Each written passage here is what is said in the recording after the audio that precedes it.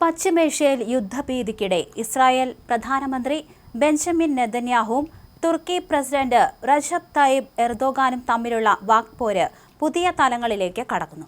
ചരിത്രത്തിൽ ആദ്യമായിട്ടാണ് ഒരു നാറ്റോ സഖ്യകക്ഷി ഇസ്രായേലിനെതിരെ ഇത്രയും കടുത്ത ഭാഷയിൽ രംഗത്ത് വരുന്നത്.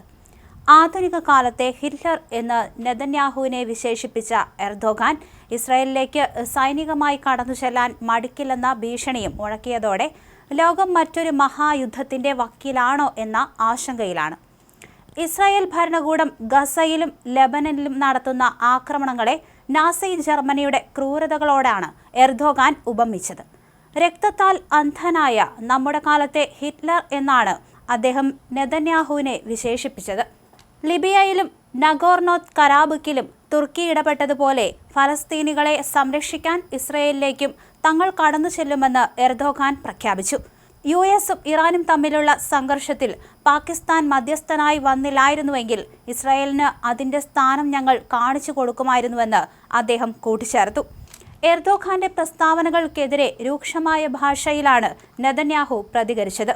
സ്വന്തം രാജ്യത്തെ കുർദിഷ് പൗരന്മാരെ കൂട്ടക്കൊല ചെയ്യുന്ന വ്യക്തിയാണ് എർദോഗാനെന്നും അദ്ദേഹം സദാം ഹുസൈന്റെ പാതയിലാണ് സഞ്ചരിക്കുന്നതെന്നും നെതന്യാഹു ആരോപിച്ചു. സദാമിന് എന്ത് സംഭവിച്ചു എന്ന് എർദോഗാൻ ഓർക്കണമെന്നും അദ്ദേഹം മുന്നറിയിപ്പ് നൽകി. ഇറാൻ പിന്തുണയുള്ള ഭീകര ഗ്രൂപ്പുകൾക്ക് എർദോഗാൻ ഒത്താശ ചെയ്യുന്നുവെന്നാണ് ഇസ്രായേലിന്റെ പ്രധാന ആരോപണം. യുഎസും ഇറാനും തമ്മിലുള്ള പ്രശ്നങ്ങൾ പരിഹരിക്കാൻ പാകിസ്ഥാന്റെ മധ്യസ്ഥതയിൽ നടന്ന ചർച്ചകൾ ഫലം കാണാതെ പിരിഞ്ഞതിന് പിന്നാലെയാണ് ഇസ്രായേൽ തുർക്കി തർക്കം മുറുകിയത്.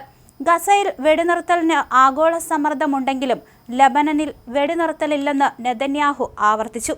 തെക്കൻ ലബനനിലെ ഗ്രാമങ്ങൾ തകർത്ത് ഇസ്രായേലിനോട് കൂട്ടിച്ചേർക്കുമെന്ന നെതന്യാഹുവിന്റെ അവകാശവാദം മേഖലയിൽ വലിയ പ്രകോപനമാണ് സൃഷ്ടിച്ചത്.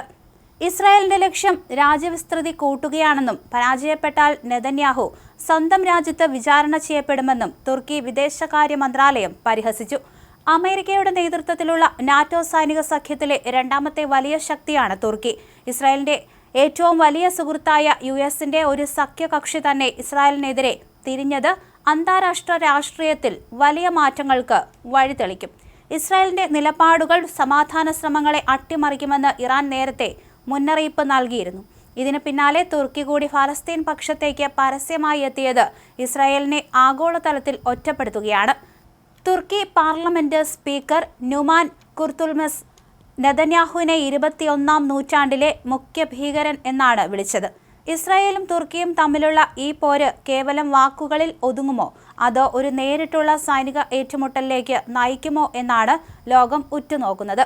പശ്ചിമേഷ്യയിലെ സംഘർഷത്തിലേക്ക് കൂടുതൽ രാജ്യങ്ങൾ ഭാഗമായാൽ അത് ലോകമഹായുദ്ധത്തിലേക്ക് നയിച്ചേക്കാവുന്ന വലിയൊരു ദുരന്തമായി മാറുമെന്ന് രാഷ്ട്രീയ നിരീക്ഷകർ ഭയപ്പെടുന്നു.